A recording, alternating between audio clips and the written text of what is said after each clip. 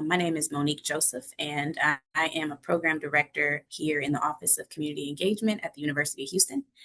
And I am a mentor also in the Square Inch family. And I have a background in criminal justice. I have lived experience with the system, and then I also have done work in reform and organizing, and also in restorative justice, restorative practices. And so thank you for having me and for this opportunity to share.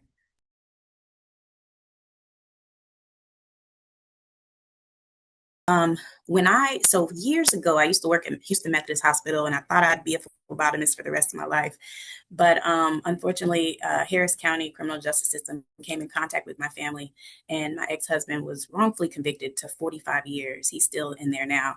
And I felt like I was losing my mind at that time. I would go to church. Church folks would always say, "What did he do? How did?" People in society just generally didn't understand what I was going through, and I wasn't allowed to grieve properly. My children weren't, because it just wasn't understood. I remember one day going to a top meeting, Texas Organizing Project, and I went into the room and talked a little bit about what I was going through and shared with folks. And the warmth and love I felt, I had never felt before. And Lakeisha was in that room that day. So Lakeisha Randall was there. And then at the end of the meeting, I'll never forget, I was walking out to my car and she stopped me and just held me and hugged me. I'm going to cry right now. But I remember just feeling seen, and that I was believed, and that, there were other folks out there that could sympathize with me and encourage me through this. So that's how I met Lakeisha. And then fast forward, I had no idea years later that this situation would come up. But she reached out and asked if I would be interested in being a mentor for a young woman at TSU. And I know that the reason I'm here is because of women like Lakeisha and others who God put in my life. And I knew how important that was for me. And I knew how important God, it is to God that we obey when He calls us to love on others. So that's how I got here, and I'd say it's definitely ordained by God.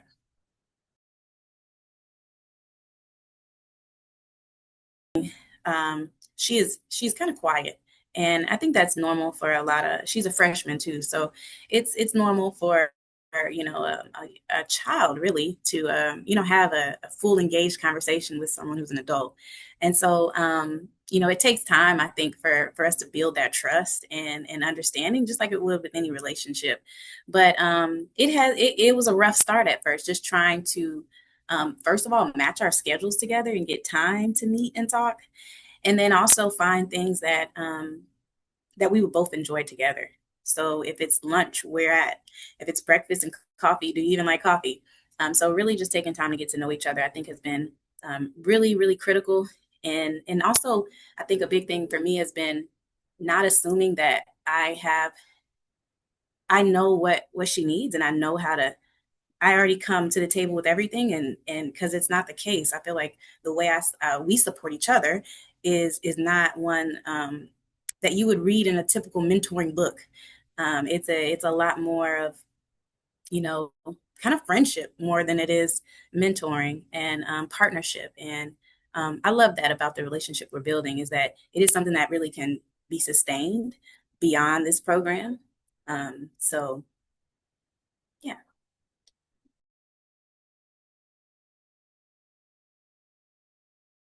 I would say that the stretching that God has me going through right now in this relationship is one where, again, I need to move out the way and not assume I know what my mentee is, where she's at and what she needs, and instead, like, really be led by the Holy Spirit. So, like, there's times where something pops up and she pops up in my head at the same time, and I'm just obedient to call or send the message or invite her out. And then in those moments, sometimes it is on point. It's something she's interested in doing and it's helpful, and sometimes it's not. And so I feel like I'm being stretched to just rely on the Spirit, honestly, and not my education or my experience, all the things the world tells you, but really relying on the Spirit to guide me through this relationship, because I want to have a good impact. I don't want to cause any more harm. I want to help. So yeah, I'm being stretched to kind of let the Spirit guide.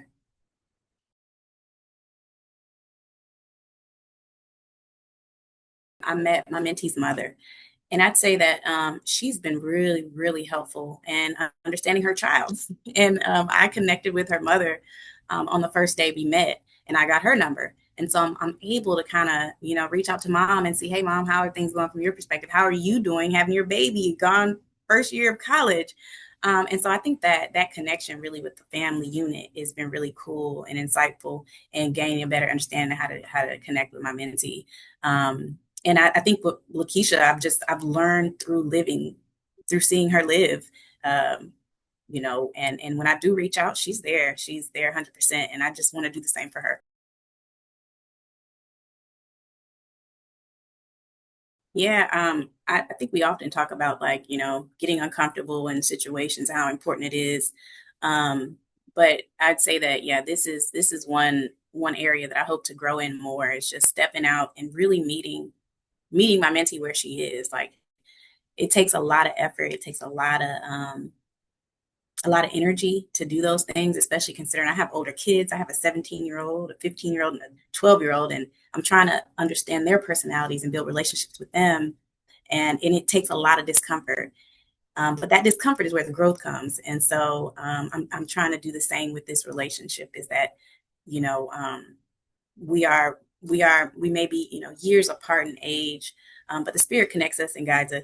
And so, again, just relying on that spirit to keep me going through this relationship has been critical.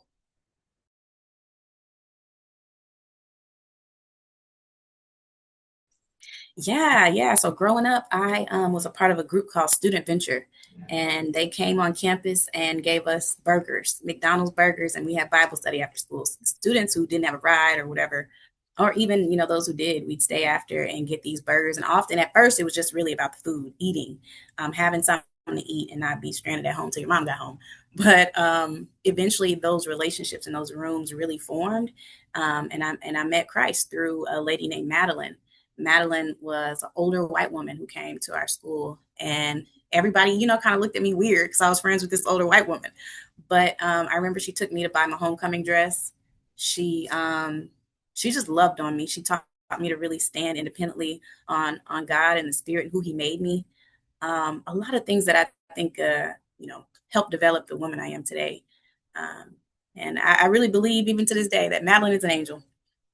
She really came in and stepped in and filled a space that I really needed. So yeah, I did have a mentor, and it was really, really beautiful, beautiful relationship.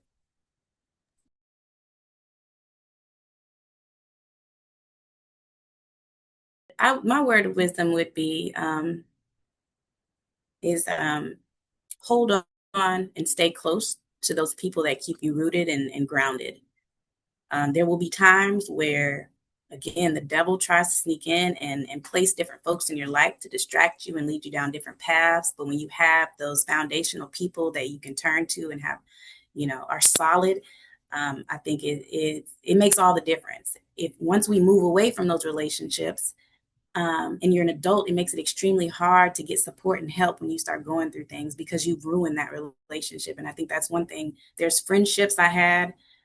Madeline is another one. I don't know where Madeline is, and it was because I entered relationships that really, they intentionally, right, pulled me away from my foundation so that they could have that control of my mind and my body, my spirit.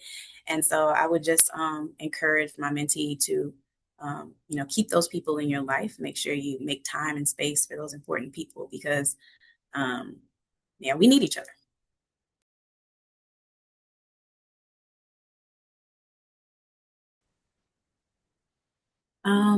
In this season, I'm grateful for my community.